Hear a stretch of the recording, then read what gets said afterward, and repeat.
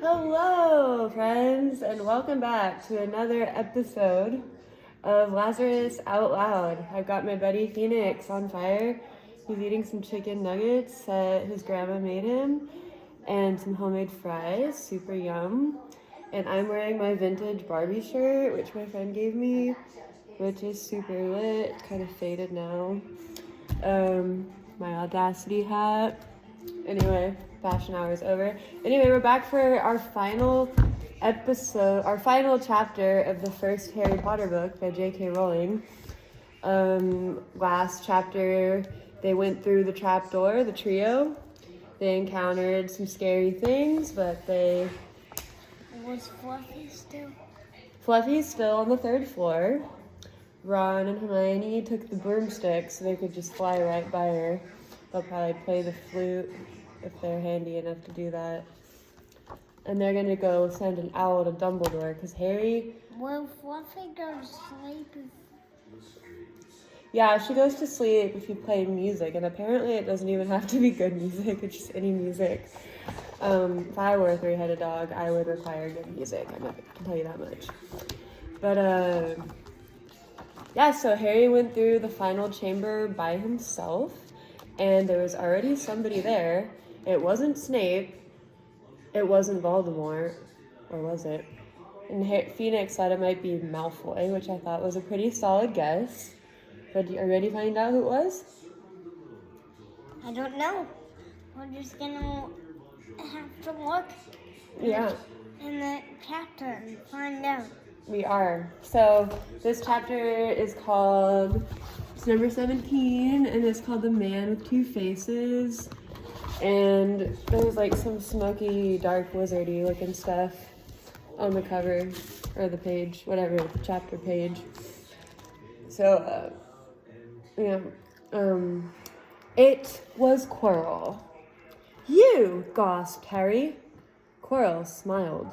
His face wasn't twitching at all. Me, he said calmly. I wondered whether I'd be meeting you here, Potter. But I thought, Snape, Severus, Quirrell laughed, and it wasn't his usual quivering treble either, but cold and sharp. Yes, Severus does seem the type, doesn't he? So useful to have him swooping around like an overgrown bat. Next to him, who would suspect poor stuttering Professor Quirrell? Harry couldn't take it in. This couldn't be true. It couldn't be. But Snape tried to kill me. No, I tried to kill you. Your friend, Miss Granger, accidentally knocked me over as she rushed to set fire to Snape at that Quidditch match. She broke my eye contact with you. Another few seconds and I'd have got you off that broom. I'd have managed it before then if Snape hadn't been muttering a counter-curse trying to save you. Snape was trying to save me. Of course, said Quirrell coolly. Why do you think he wanted to referee your next match? He was trying to make sure I didn't do it again. Professor Poor stuttering Professor Quirrell. Why? What? Why? It was just an act he put on to act nervous so people wouldn't suspect he was up to no good, which he was and is. He was trying to make sure I didn't do it again. Funny. What? That's one of your King Killer. Yeah, that's my King Killer book that we got the phone propped up on. It's a really good book. Too bad he's never gonna finish it. Okay. Yeah, it's our last day together, so we're finishing our book, and then we'll start fresh next time you come back.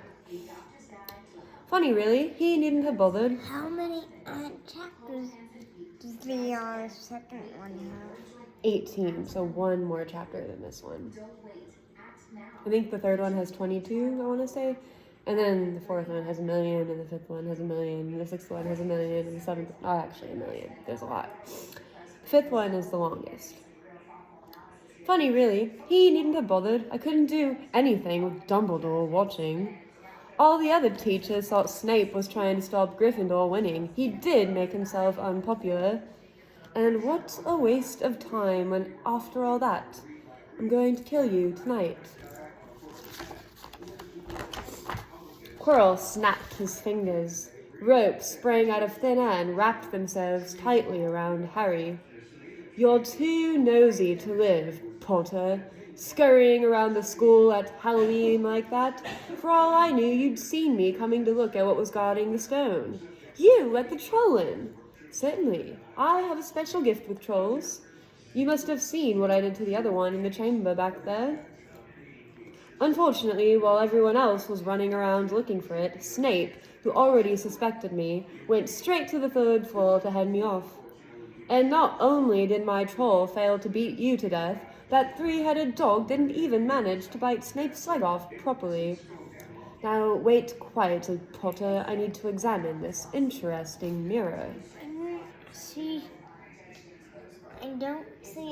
You don't see a 3-headed dog in Las Vegas. No, I don't want to see one of those. I'm good on that. I don't even want to see most 1-headed dogs, and I know you don't either. I'm going to close her door.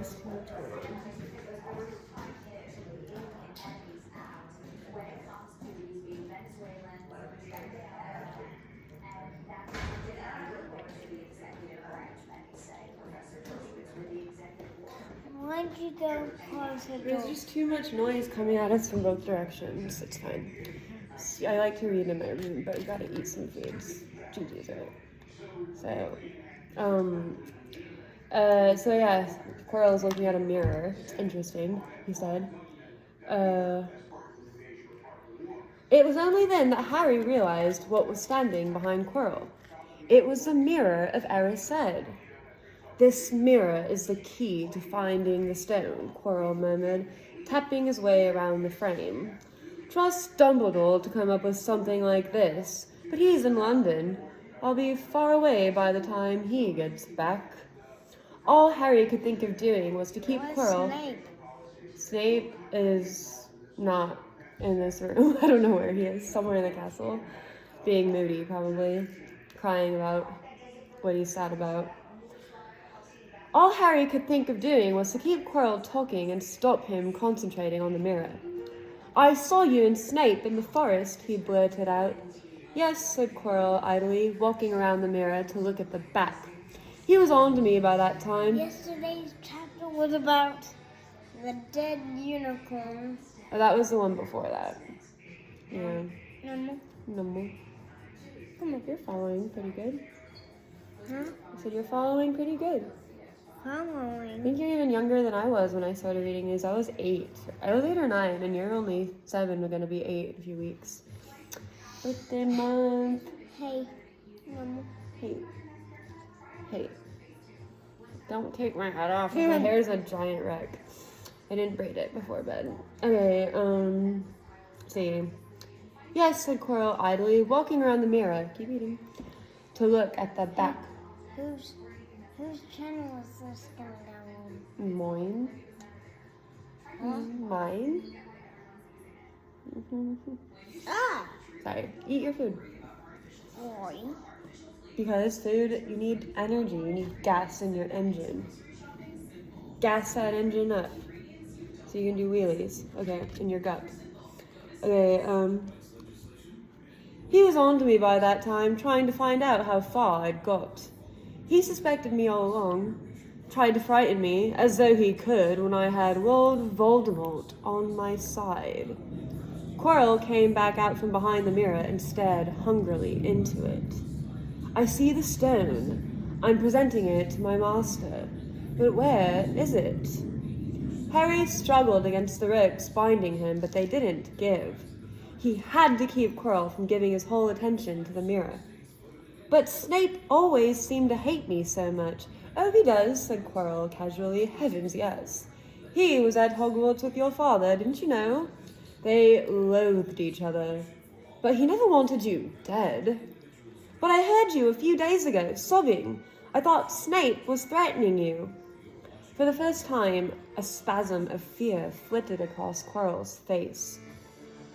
"Sometimes," he said, "I find it hard to follow my master's instructions. He is a great wizard, and I am weak." "You mean he was that, in the classroom with you?" Harry gasped. "He is with me wherever I go," said Quirrell quietly. I met him when I traveled around the world. A foolish young man I was then, full of ridiculous ideas about good and evil. Lord Voldemort showed me how wrong I was. There is no good and evil. There is only... Why did Neville have to bunny hop? Because someone bound his legs together with a curse. Well, Malfoy did. Hermione did the same thing to him. And she also got his arms and his neck. Because he was going to stop them from going down the trapdoor. Not fun. She used magic to lock his body on. He couldn't move his muscles. Stop. Why was he trying to stop? He didn't want them to get into trouble and lose more points for Gryffindor. He didn't know about the stone. He just thought they were... He didn't want to lose a point for Gryffindor. Because then Professor McGonagall would get mad at him. Yeah. And they would lose to Slytherin again. And... They already lost all those points over the dragon thing, you know? And Fluffy would get upset. I don't think Fluffy cares. As long as Fluffy has something to eat and something to bark at, she's good. But yeah, McGonagall and everyone already hates Harry right now because he lost all those points. Harry used to be really popular and now nobody likes him. And Fluffy definitely doesn't. Fluffy is she's just like a vicious dog. I mean, she's her nature. She's not like evil, she's a monster. So, there is no good and evil. Who found the monster store? The kids found it when they were running away from Filch. Okay. There is no good and evil. There is only power, and those too weak to seek it.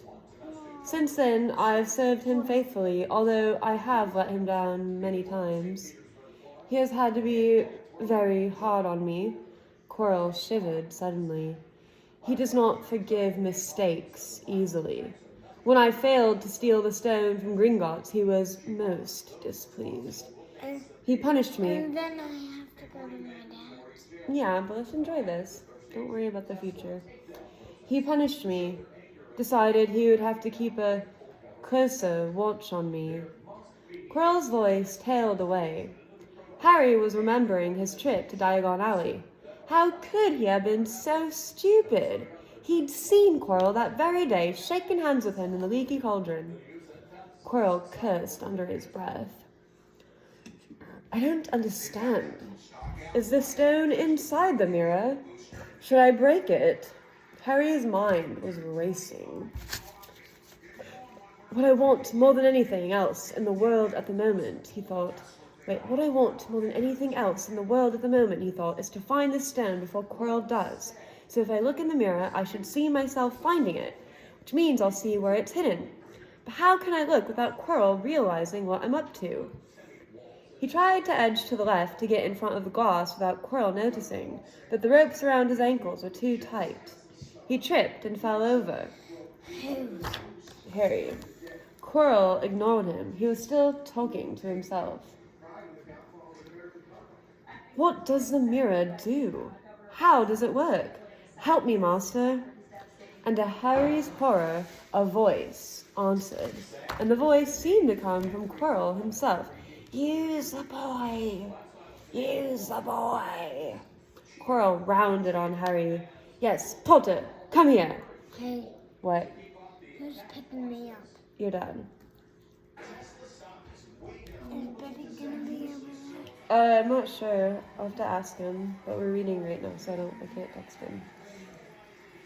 Okay. He clapped his hands once, and the ropes binding Harry fell off. Harry got slowly to his feet. Come here, Quirrell repeated. Look in the mirror and tell me what you see. Harry walked towards him. I must lie, he thought desperately. I must look and lie about what I see, that's all. Quirrell moved close behind him. Harry breathed in the funny smell that seemed to come from Quirrell's turban. He closed his eyes, stepped in front of the mirror, and opened them again. He saw his reflection, pale and scared looking at first. But a moment later, the reflection smiled at him. It put its hand into its pocket and pulled out a blood-red stone. It winked and put the stone back in its pocket. and as it did so, Harry felt something heavy drop into his real pocket. Somehow, incredibly, he'd got the stone. Well, said Quirrell impatiently, what do you see? Harry screwed up his courage. I see myself shaking hands with Dumbledore, he invented. I've won the House Cup for Gryffindor. Quirrell cursed again. Get out of the way, he said, as Harry moved aside. He felt the Sorcerer's Stone against his leg. Dare he make a break for it? But he hadn't walked 5 paces before a high voice spoke, though Quirrell wasn't moving his lips. He lies! He lies! Potter, come back here, Quirrell shouted. Tell me the truth. What did you just see? The high voice spoke again. Let me speak to him face to face. Master, you are not strong enough. Must be a snake. You're not far off the mark there. I have... Huh? You're close. I have strength enough for this. You sound like one. Oh, Harry felt as if Devil's Snare was rooting him to the spot. He couldn't move a muscle. I know it's not Hedwig. No, that's his pet. Petrified, he watched as Quirrell reached up. Quirrell reached up and began to unwrap his turban. What was going on?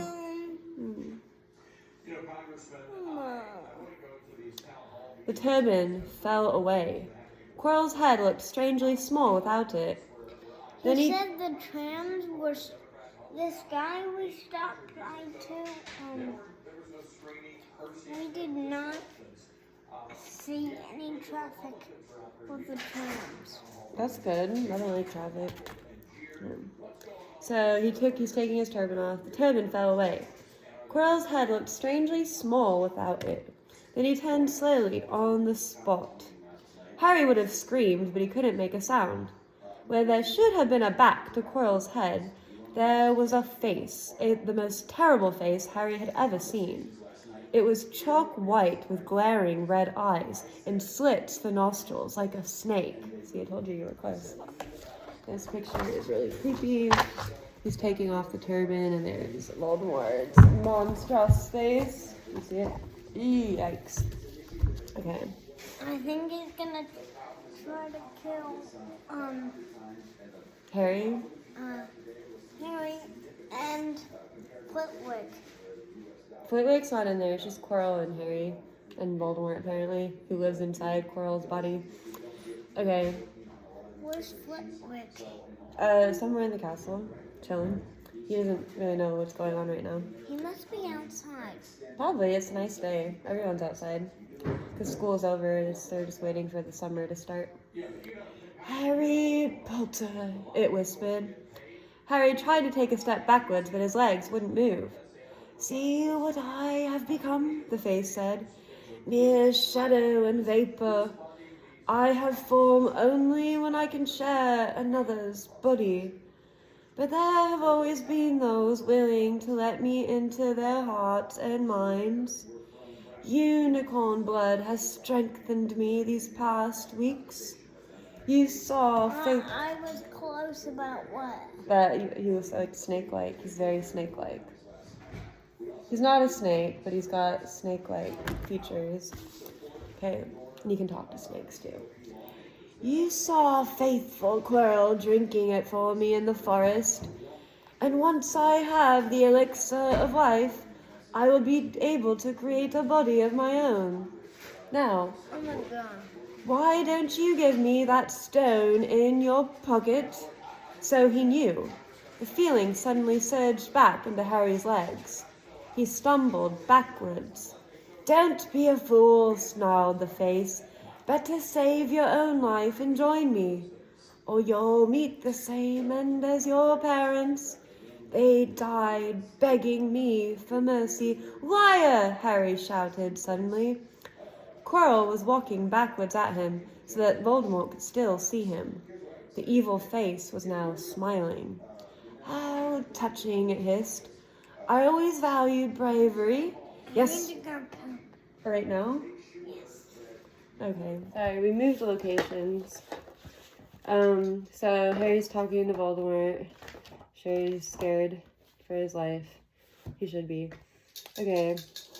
Liar! Harry shouted suddenly. Quirrell was walking backwards at him so that Voldemort could still see him. The evil face was now smiling. How touching, it hissed. I always valued bravery. Yes, boy, your parents were brave. I killed your father first, and he put up a courageous fight. But your mother needn't have died. She was trying to protect you. Now give me the stone unless you want her to have died in vain. Never! Harry sprang towards the flame door, but Voldemort screamed, Seize him!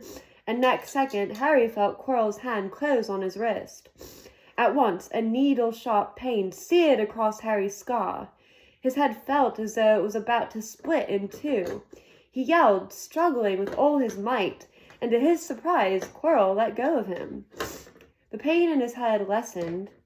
He looked around wildly to see where Quirrell had gone, and saw him hunched in pain, looking at his fingers. They were blistering before his eyes. Seize him! Seize him! Shrieked Voldemort again, and Quirrell lunged, knocking Harry clean off his feet, landing on top of him, both hands around Harry's neck. Harry's scar was almost blinding him with pain, yet he could see Quirrell howling in agony. Master, I cannot hold him! My hands! My hands! And Quirrell, though pinning Harry to the ground with his knees, let go of his neck and stared, bewildered, at his own palms. Harry could see they looked burnt, raw, red, and shiny. Then kill him, fool, and be done, screeched Voldemort. Quirrell raised his hand to perform a deadly curse, but Harry, by instinct, reached up and grabbed Quirrell's face. Ah! Quirrell rolled off him, his face blistering too, and then Harry knew. Quirrell couldn't touch his bare skin, not without suffering terrible pain. His only chance was to keep hold of Quirrell, keep him in enough pain to stop him doing a curse. Harry jumped to his feet, caught Quirrell by the arm, and hung on as tight as he could. Quirrell screamed and tried to throw Harry off. The pain in Harry's head was building. He couldn't see. He could only hear Quirrell's terrible shrieks and Voldemort's yells of, Kill him! Kill him! Kill him! And other voices, maybe in Harry's own head, crying, Harry! Harry! He felt Quirrell's arm wrenched from his grasp. He was lost and fell into blackness, down, down, down. Something gold was glinting just above him. The snitch! He tried to catch it, but his arms... We used to be together. Me and Dad? Yeah. Buddy, we're not talking about this on video, okay? After the video, we can talk about this. Book's almost over, okay? So Harry blacked out, so he doesn't know what happened. Something gold was glinting just above his head. The snitch! He tried to catch it, but his arms were too heavy. He blinked. It wasn't the snitch at all. It was a pair of glasses. How strange. He blinked again. The smiling face of Albus Dumbledore swam into view above him. Good afternoon, Harry, said Dumbledore. Harry stared at him. Then he remembered. Sir, the stone! It was Quirrell! He's got the stone! Sir, quick! Okay. Calm yourself, dear boy. You are a little behind the times, said Dumbledore. Quirrell does not have the stone. Then who does, sir? Harry, please relax, or Madame Pomfrey will have me thrown out. Harry swallowed and looked around him. He realized he must be in the hospital wing. He was lying in a bed with white linen sheets, and next to him was a table piled high with what looked like half the sweet shop. Tokens from your friends and admirers, said Dumbledore, beaming. What happened down in the dungeons between you and Professor Quirrell is a complete secret, so naturally the whole school knows. I believe your friends, Misters Fred and George Weasley, were responsible for trying to send you a lavatory seat. No doubt they thought it would amuse you. Madame Pomfrey, however, felt it might not be very hygienic and confiscated it. We did a video of, oh my head was there. Oh, your hollers. Yeah, that was a good one. I think I have to upload that one still. But Make sure you do before I will, buddy. Let's finish the book, okay? So Harry's in the hospital. Everything's okay. How long have I been in here? 3 days. Mr. Ronald Weasley and Miss Granger will be most relieved you have come round. They have been extremely worried. But, sir, the stone! I see you are not to be distracted. Very well, the stone. Professor Quirrell did not manage to take it from you. I arrived in time to prevent that, although you were doing very well on your own, I must say. You got there. Done. Okay. You got Hermione's owl. Okay. Sorry, third and final location shift. So Harry's in the hospital. He's talking to Dumbledore. And he's been in there for 3 days. But sir, the stuff. I've been. What? And then when I was little. You were. Me too. We all have. Well, most of us in this family have been in the hospital at some point. Okay. So. Like, we all have. Yeah, some people get sick. Okay. So Daddy, your dad. Yeah. Did you come to see him? See who? Your dad. What do you mean? My dad hasn't been in the hospital, and I don't know if he's ever been in the hospital, honestly. But anyway, he's at work right now. Your mom? Sometimes, yeah, she's been in the hospital before. I have. Okay, so anyway, talk about that later. How long have I been in here? 3 days. Mr. Ronald Weasley and Miss Granger will be most relieved you have come round. They have been extremely worried. But, sir, the stone. I see you are not to be distracted. Very well, the stone. Professor Quirrell did not manage to take it from you. I arrived in time to prevent that, although you were doing very well on your own, I must say. You got there. You got Hermione's owl. We must have crossed in mid-air. No sooner had I reached London than it became clear to me that the place I should be was the one I had just left. I arrived just in time to pull Quirrell off you. It was you. I feared I might be too late. You nearly were. I couldn't have kept him off the stone much longer. Not the stone, boy, you. The effort involved nearly killed you. For one terrible moment there, I was afraid it had. As for the stone, it has been destroyed. Destroyed, said Harry blankly. But your friend, Nicholas Flamel. Oh, you know about Nicholas, said Dumbledore, sounding quite delighted. You did do the thing properly, didn't you? Well, Nicholas and I have had a little chat and agreed it's all for the best. But that means he and his wife will die, won't they? They have enough elixir stored to set their affairs in order, and then yes, they will die. Dumbledore smiled at the look of amazement. Are you sleeping? The look of amazement on Harry's face. To one as young as you, I'm sure it seems incredible, but to Nicholas and Perennial, it really is like going to bed after a very, very long day. After all, to the well-organized mind, death is but the next great adventure. You know, the stone was really not such a wonderful thing. As much money and life as you could want.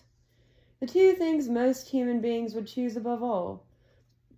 The trouble is, humans do have a knack of choosing precisely those things which are worst for them. Harry lay there, lost for words. Dumbledore hummed a little and smiled at the ceiling. Sir, said Harry, I've been thinking, sir, even if the stone's gone, you know who. Call him Voldemort, Harry. Always use the proper name for things. Fear of a name increases fear of the thing itself.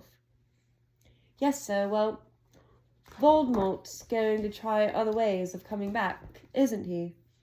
I mean, he hasn't gone, has he? No, Harry, he has not.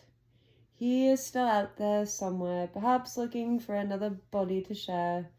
Not being truly alive, he cannot be killed. He left Quirrell to die. He shows just as little mercy to his followers as his enemies. Nevertheless, Harry, while you may only have delayed his return to power, it will merely take someone else who is prepared to fight what seems a losing battle next time. And if he is delayed again and again, why, he may never return to power." Harry nodded, but stopped quickly, because it made his head hurt. Then he said, "Sir, there are some other things I'd like to know, if you can tell me. Things I want to know the truth about." "The truth," Dumbledore sighed. "It is a beautiful and terrible thing, and should therefore be treated with great caution. However, I shall answer your questions unless I have a very good reason not to, in which case I beg you'll forgive me. I shall not, of course, lie. Well, Voldemort said that he only killed my mother because she tried to stop him killing me. But why would he want to kill me in the first place?" Dumbledore sighed very deeply this time. "Alas, the first thing you ask me, I cannot tell you. Not today. Not now. You will know one day. Put it from your mind for now, Harry. When you are older, I know you hate to hear this. When you are ready, you will know."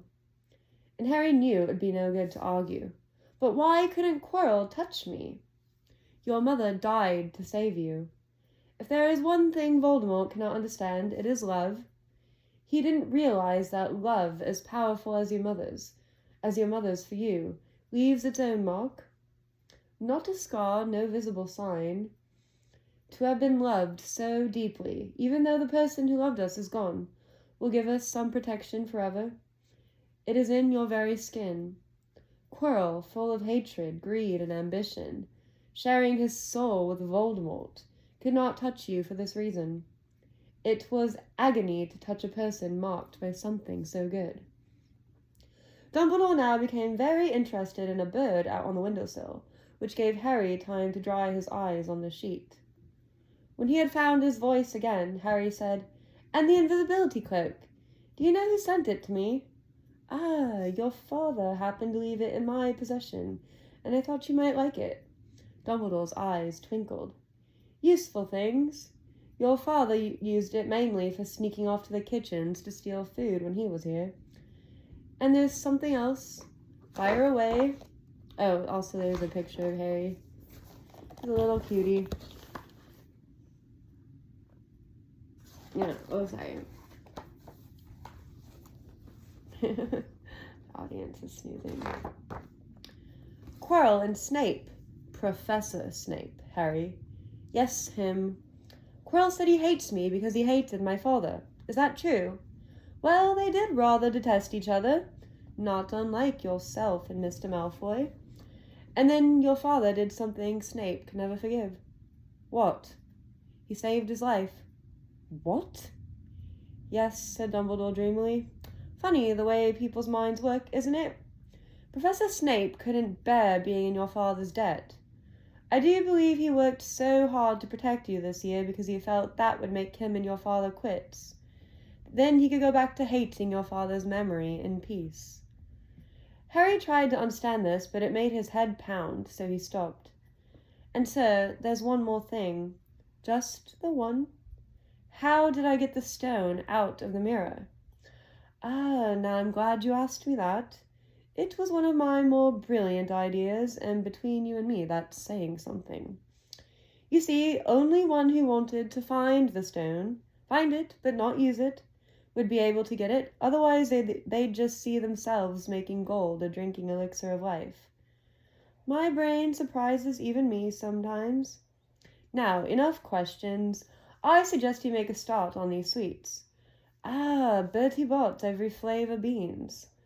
I was unfortunate enough in my youth to come across a vomit-flavored one, and since then I'm afraid I've rather lost my liking for them. But I think I'll be safe with a nice toffee, don't you?" He smiled and popped the golden brown bean into his mouth. Then he choked and said, "Alas, earwax." How does anyone even know the fuck what earwax tastes like? I don't know what earwax tastes like, I can tell you that much. Madame Pomfrey, the matron, was a nice woman, but very strict. "Just 5 minutes," Harry pleaded. "Absolutely not. You let Professor Dumbledore in? Well, of course, that was the headmaster, quite different. You need rest." "I am resting, look, lying down and everything." Oh, go on, Madame Pomfrey. Oh, very well, she said, but 5 minutes only. And she let Ron and Hermione in. Harry! Hermione looked ready to fling her arms around him again, but Harry was glad she held herself in as his head was still very sore. Oh, Harry, we were so sure you were going to... Dumbledore was so worried. The whole school's talking about it, said Ron. What really happened? It was one of those rare occasions when the true story is even more strange and exciting than the wild rumours. Harry told them everything. Quirrell, the mirror, the stone, and Voldemort. Ron and Hermione were a very good audience. They gasped in all the right places, and when Harry told them what was under Quirrell's turban, Hermione screamed out loud. So the stone's gone, Ron said finally. Flamel's just going to die. That's what I said, but Dumbledore thinks that... What was it? To the well-organized mind, death is but the next great adventure. I always said he was off his rocker, said Ron, looking quite impressed at how mad his hero was. So, what happened to you two? Said Harry. Well, I got back all right, said Hermione. I brought Ron round, that took a while. And we were dashing up to the Owlery to contact Dumbledore when we met him in the entrance hall. He already knew.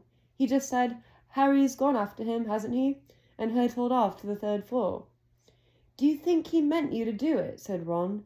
Sending you your father's cloak and everything. Well, Hermione exploded, if he did. I mean to say, that's terrible. You could have been killed. No, it isn't, said Harry thoughtfully. He's a funny man, Dumbledore. I think he sort of wanted to give me a chance. I think he knows more or less everything that goes on here, you know. I reckon he had a pretty good idea we were going to try, and instead of stopping us, he just taught us enough to help. I don't think it was an accident he let me find out how the mirror worked. It's almost like he thought I had the right to face Voldemort if I could. Yeah, Dumbledore's barking all right, said Ron proudly. Listen, you've got to be up for the end-of-year feast tomorrow. The points are all in and Slytherin won, of course. You missed the last Quidditch match. We were steamrolled by Ravenclaw without you. But the food'll be good. At that moment, Madame Pomfrey bustled over. You've had nearly 15 minutes, now out, she said firmly. After a good night's sleep, Harry felt nearly back to normal. I want to go to the feast, he told Madame Pomfrey as she straightened his many sweet boxes. I can, can't I? Professor Dumbledore says you are to be allowed to go, she said sniffly, as though in her opinion Professor Dumbledore didn't realize how risky feasts could be. And you have another visitor. Oh, good, said Harry. Who is it? Hagrid sidled through the door as he spoke. As usual, when he was indoors, Hagrid looked too big to be allowed. He sat down next to Harry, took one look at him, and burst into tears. It's all my bloody fault, he sobbed, his face in his hands. I told the evil git how to get past Fluffy. I told him. It was the only thing he didn't know, and I told him. You could have died. All for a dragon egg. I'll never drink again. I should be chucked out and made to live as a muggle. Hagrid, said Harry, shocked to see Hagrid shaking with grief and remorse, great tears leaking down into his beard. Hagrid, he'd have found out somehow. This is Voldemort we're talking about. He'd have found out, even if you hadn't told him. You could have died, sobbed Hagrid, and don't say the name. Voldemort, Harry bellowed, and Hagrid was so shocked he stopped crying. I've met him, and I'm calling him by his name. Please cheer up, Hagrid. We saved the stone. It's gone. He can't use it. Have a chocolate frog. I've got loads. Hagrid wiped his nose on the back of his hand and said, That reminds me. I've got you a present. It's not a stout sandwich, is it? Said Harry anxiously. And at last Hagrid gave a weak chuckle. Nah, Dumbledore gave me the day off yesterday to fix it. Of course he should have sacked me instead. Anyway, got you this. It seemed to be a handsome, leather-covered book. Harry opened it curiously. It was full of wizard photographs. Smiling and waving at him from every page were his mother and father. Sent owls off to all your parents' old school friends asking for photos. Knew you didn't have any. Do you like it? Harry couldn't speak, but Hagrid understood. Well, always get teary-eyed with those. Harry made his way down to the end-of-year feast alone that night. Huh? He's walking to the feast to celebrate the end of the year. Now I get to go home. Yeah, so they're gonna go eat first, though. He had been held up by Madame Pomfrey's fussing about. The year is almost over. Yeah, he's gotta go back to the Dursleys for a bit. He had been held up by Madame... Because he can't spend the whole year there. No, they gotta go home for the summers. Like Hermione's gotta go home to her family. She does. Harry has gotta do the same thing. 1, 2. Yes, and Neville, and Seamus, and Malfoy. Okay. He had been held up by Madame Pomfrey's fussing about, insisting on giving him one last checkup, so the Great Hall was already full. It was decked out in the Slytherin colours of green and silver. What? I'm worried. About what?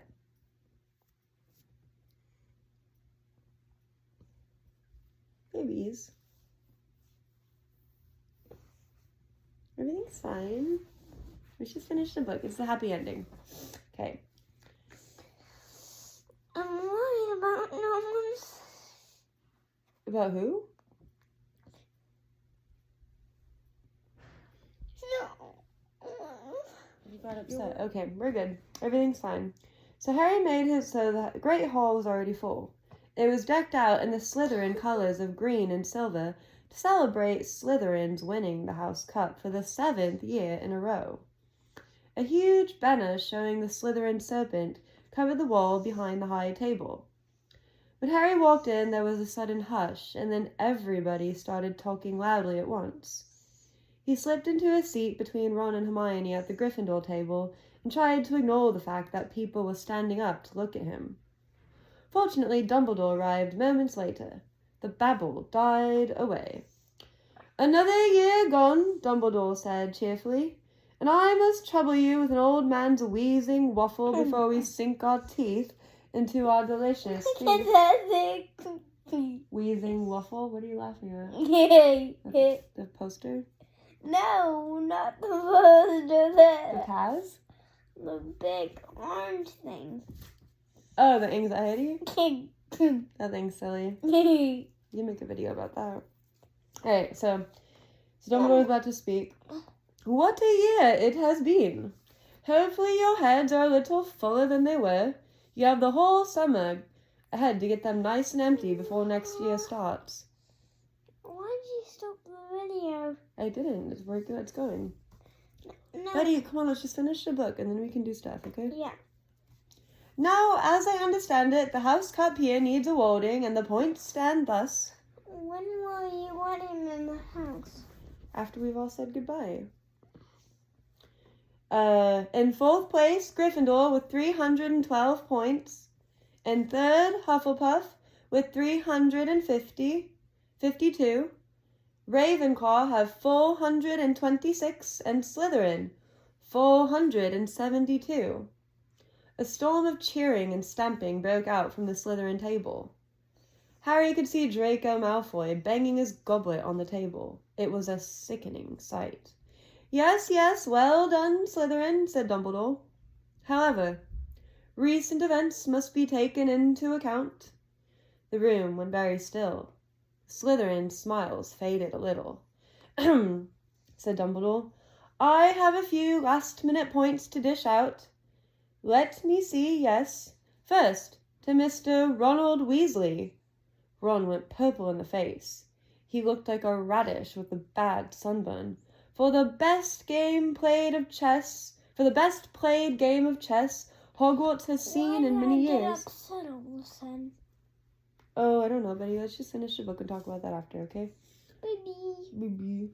"For the best played game of chess Hogwarts has seen in many years, I award Gryffindor House 50 points."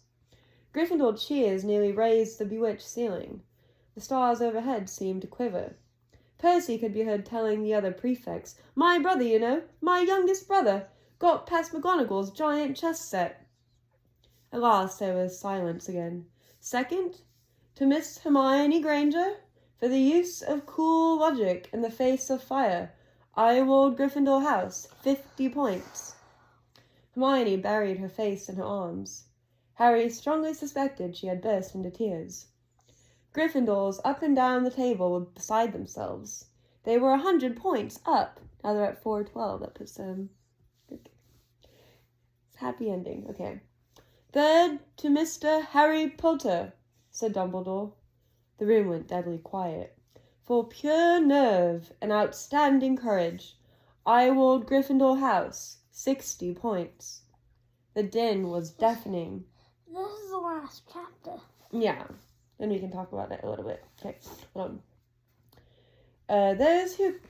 Those who could add up while yelling themselves hoarse knew that Gryffindor now had 400. Do you know why I got upset? Buddy, I don't want to talk about this on video, so let's just finish the book. We have one more page. So those who could add they saw that Gryffindor now had 472 points, exactly the same as Slytherin. It's okay, buddy. So they're tied with Slytherin now. They had drawn for the House Cup. If only Dumbledore had given Harry just one more point. Dumbledore raised his hand. The room gradually fell silent. There are all kinds of courage, said Dumbledore, smiling.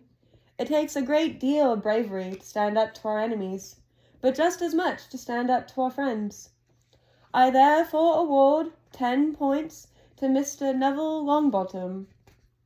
Someone standing outside the Great Hall might well have thought some sort of explosion had taken place. So loud was the noise that erupted from the Gryffindor table. Ron, Harry, and Hermione stood up to yell and cheer as Neville, white with shock, disappeared under a pile of people hugging him. He had never won so much as a point for Gryffindor before. Harry, still cheering, nudged Ron in the ribs and pointed at Malfoy, who couldn't have looked more stunned and horrified if he'd just had the body-bind curse put on him. Which means, Dumbledore called over the storm. Malfoy. He's over there somewhere. These are the Gryffindors. For even Ravenclaw and Hufflepuff, that's Neville, Ron, Harry, Hermione. Which means Dumbledore called over the storm of applause. No, Ron, Harry, and Hermione. Yeah, the Gryffindors. For even Ravenclaw and Hufflepuff were celebrating the downfall of Slytherin. We need a little change. They got green. They won. We need a little change of decoration. But in the last chapter, they got a red. Yeah, but they got a green. They got it back. He clapped his hands. In an instant, the green hangings became scarlet and the silver became gold. The huge Slytherin serpent vanished and a towering Gryffindor lion took its place. Snape was shaking Professor McGonagall's hand with a horrible, forced smile. He caught Harry's eye, and Harry knew at once that Snape's feelings towards him hadn't changed one jot. This didn't worry Harry. It seemed as though life would be back to normal next year, or as normal as it ever was at Hogwarts. It was the best evening of Harry's life, better than winning at Quidditch, or Christmas, or knocking out mountain trolls. Home for the afternoon. Yeah, we're going to read that part. He would never, ever forget tonight. And there's the picture of the feast.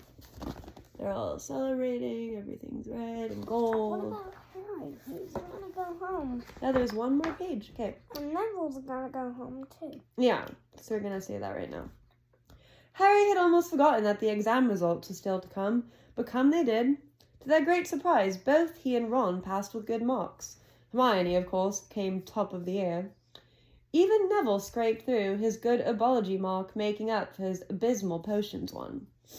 They had hoped that Goyle, who was almost as stupid as he was mean, might be thrown out, but he had passed too. It was a shame, but as Ron said, you couldn't have everything in life. And suddenly the wardrobes were empty, the trunks were packed. Neville's toad was found lurking in a corner of the toilets. Notes were handed out to all students, warning them not to use magic over the holidays. I always hope they'll forget to give us these, said Fred Weasley sadly. Hagrid was there to take them down to the fleet of boats that sailed across the lake. They were boarding the Hogwarts Express. There's ducks there. Yeah, they're not afraid of ducks, though. Talking and laughing as the countryside became great. But I am. Yeah, you are. Why? I don't know, buddy. Let's finish the book. Okay. talking and laughing as the countryside became greener and tidier, eating Bertie Bott's every flavour beans as they sped past muggle towns, pulling off their wizard robes and putting on jackets and coats, pulling into platform 9 3/4 at King's Cross Station. It took quite a while for them all to get off the platform. A wizened old guard was up by the ticket barrier, letting them go through the gate in 2s and 3s so they didn't attract attention by all bursting out of a solid wall at once and alarming the muggles. "You must come and stay this summer," said Ron. "Both of you. I'll send you an owl." "Thanks," said Harry. "I'll need something to look forward to." People jostled them as they moved forward towards the gateway back to the Muggle world. Some of them called, "Bye, Harry!" "See you, Potter!" "Still famous," said Ron, grinning. Where's Harry gone? To the Dursleys. "Still famous." Is he taking the train again? No, they're gonna drive him. Just read. "Still famous." Who's gonna drive? The Dursleys. They have a car. Okay, "Still famous," said Ron, grinning at him. "Not where I'm going, I promise you," said Harry. He, Ron, and Hermione passed through the gateway together. "There he is, Mum! Look! There he is!" It was Ginny Weasley, Ron's younger sister, but she wasn't pointing at Ron. "Harry Potter!" she squealed. "Look, Mum, I can see!" "Be quiet, Ginny, and it's rude to point." Mrs. Weasley smiled down at them. "Busy here," she said. "Very," said Harry. "Thanks for the fudge and the jumper, Mrs. Weasley." "Oh, it was nothing, dear." Ready, are you?"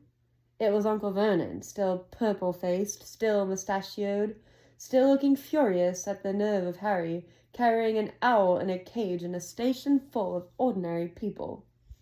Behind him stood Aunt Petunia and Dudley, looking terrified at the very sight of Harry.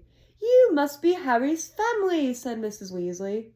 "In a manner of speaking," said Uncle Vernon. "Hurry up, boy, we haven't got all day." He walked away. Harry hung back for a last word with Ron and Hermione. "See you over the summer, then."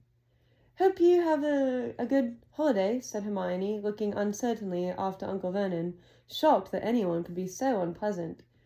"Oh, I will," said Harry, and they were surprised at the grin that was spreading over his face. They don't know we're not allowed to use magic at home.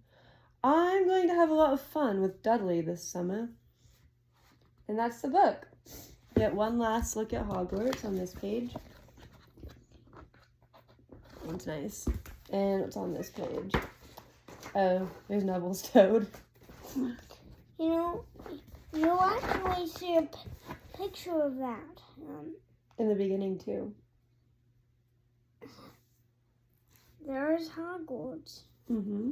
What did you think? I think Neville bunny hopping and That was your favorite part? Hermione with her nose and Her nose in the air. she was like, Yeah, she's just like, it's like a snobby thing. Who's your favorite character? Just Neville. You like Neville?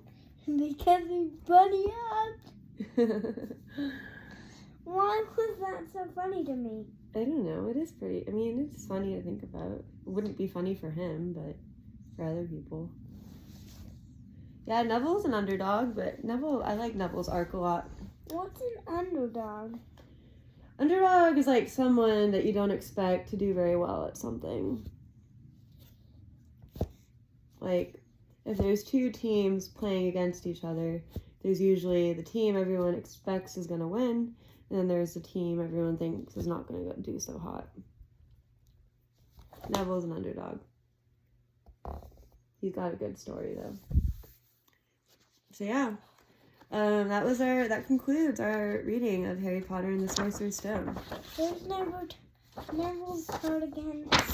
Trevor! I think it's funny that they bookend the book with Trevor, because he's always losing it, so it's like he's there at the beginning. Trevor, who is that? That's the name of his toad. Trevor the Toad. Let's do something now. Alright, thanks for listening. Next time we meet, we'll start back up with Harry Potter and the Chamber of Secrets. I thought it was the Order of the Phoenix. Oh, that's book number 5. You want to read that one because it has your name in it? Oh. Alright. Bye. Cheerio. Cheerio. Toodles. Toodles. It's another silly way to say bye.